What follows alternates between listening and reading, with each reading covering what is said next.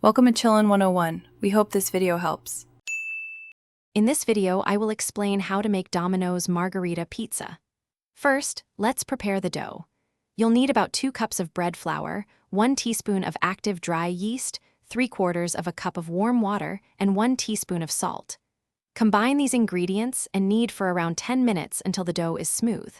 Then, let it rise for at least 1 hour until it doubles in size. Now, let's focus on the delicious toppings.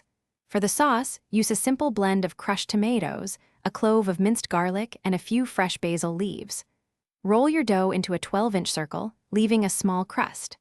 Spread the sauce generously, then evenly distribute about 4 ounces of fresh mozzarella cheese, torn into small, bite-sized pieces, over the entire surface. To complete our margherita, tear about 1/4 cup of fresh basil leaves and scatter them over the mozzarella. This adds a wonderful aroma and flavor. Next, preheat your oven to a high temperature, specifically 475 degrees Fahrenheit. Once hot, carefully transfer your pizza to the oven and bake it for approximately 8 to 12 minutes, until the crust is beautifully golden brown and the cheese is melted and bubbly. Your delicious margherita pizza is almost ready. Carefully remove it from the oven and let it cool for just 2 to 3 minutes. This brief cooling period helps the cheese set and prevents burns. Then, using a sharp pizza cutter, slice your masterpiece into 8 equal pieces.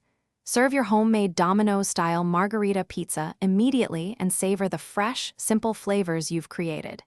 Enjoy. Thanks for watching. Consider subscribing if we helped you.